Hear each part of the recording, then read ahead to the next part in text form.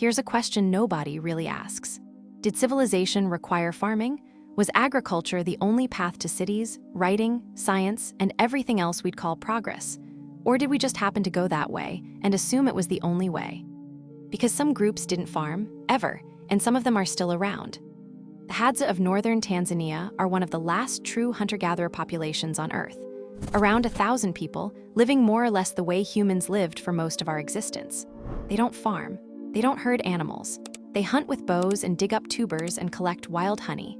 And they've been doing this in roughly the same place for tens of thousands of years. By every material measure, they have less than us. No cities, no hospitals, no internet. But here's what researchers who have spent time with them consistently report: they're not miserable. They work 3 to 5 hours a day to meet their needs. They have extensive knowledge of their landscape, hundreds of plant and animal species, seasonal patterns, water sources, all of it held in memory and passed down through generations. Their social lives are rich. Decisions are made collectively.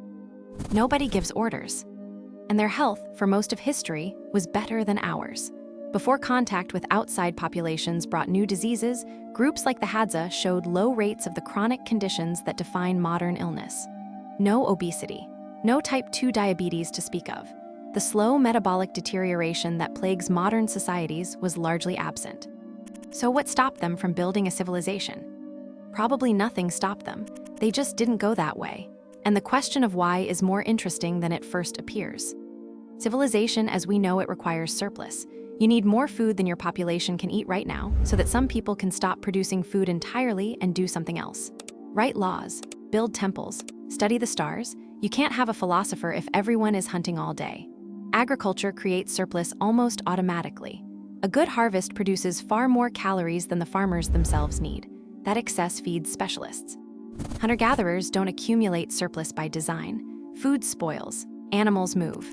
The whole system is built around consuming what's available rather than storing it, which means almost everyone has to be involved in getting food almost all the time. Very few people are freed up to specialize. But one society broke that rule entirely. The indigenous peoples of the Pacific Northwest coast of North America, groups like the Aqua and the Tlingit, were hunter-gatherers who built something that looks remarkably like civilization.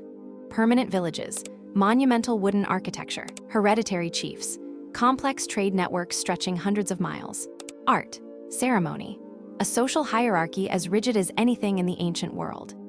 They managed it because of salmon. The annual salmon run was so abundant and so predictable that it functioned like a harvest. They could catch and smoke enough fish in a few weeks to feed entire communities through winter. That surplus freed people up. Specialists emerged. Not farmers, but not nomads either. Something the standard story of human progress doesn't really have a category for. Which suggests the real prerequisite for civilization wasn't farming specifically. It was surplus. Reliable, storable surplus. Agriculture was just the most common way to get there. Where nature provided an equivalent, people built equivalent societies without ever planting a seed.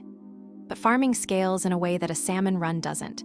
You can always clear more land, plant more fields, feed more people. A river is fixed. You can't expand it. So farming civilizations grew and kept growing until they ran into everyone else.